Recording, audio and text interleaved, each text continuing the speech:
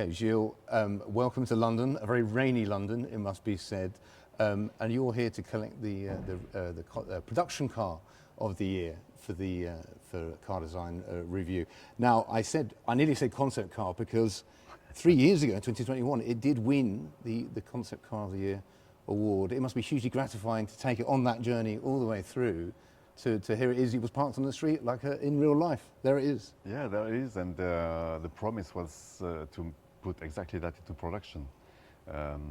You're always trying to do that, and you know the path, what it means to go into production, and what you lose, and the battles and everything. And this time around, I think we did manage to preserve, the spirit, the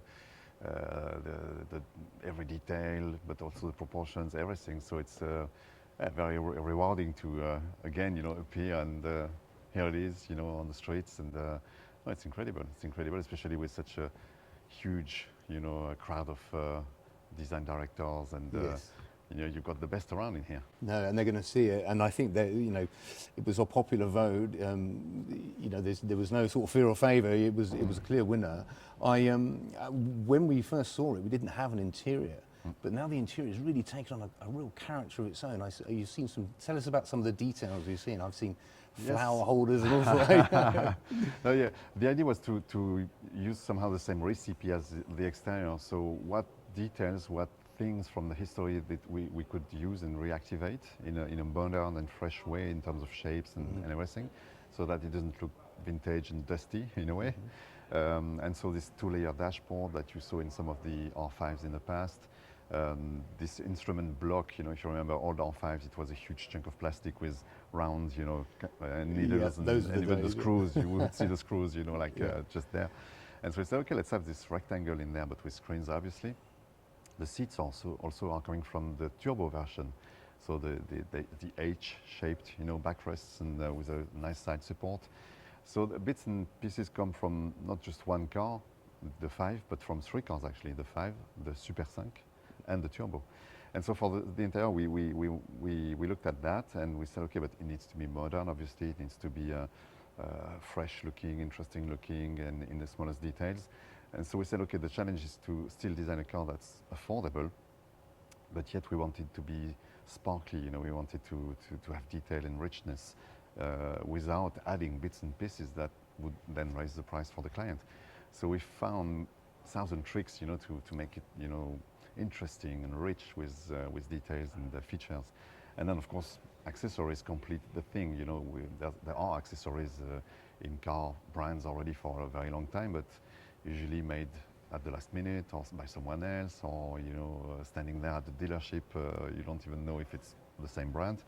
And so this time around I said, okay, let's design this together with the car. So it's really part of the design of the car, even though it's a little detail.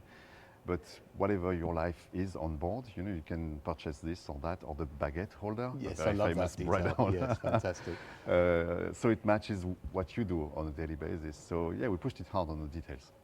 And it's interesting you say coming in at affordable price. I do think from the outside looking in, it does seem that Renault really has managed to find a bit of a recipe there, because it's coming in, it's going to be affordable, and that was very much in the spirit of the original 5.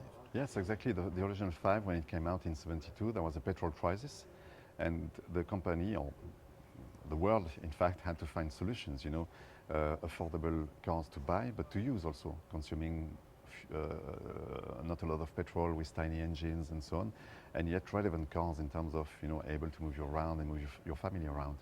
So now report this to today, and we want to convince people to go to EVs. We have the mission to make affordable EVs and not just expensive stuff that it's hard to buy. So yeah, there's a parallel. There's an obvious parallel, even though the context is completely different. So it's the same answer to society's, issues in a way. The right answers to the right price, yet with an interesting product. And it's compatible, I think, to make affordable products and find cunning ways, clever ways to make it interesting and with full of features. And the right product at the right price. Yeah. The judges obviously agreed. So that's all I can say is congratulations, Gilles, and we're so pleased you could make it here to be with us and celebrate. Well, it's a pleasure. Thank you for the invitation. It's going to be an amazing event. Incredible.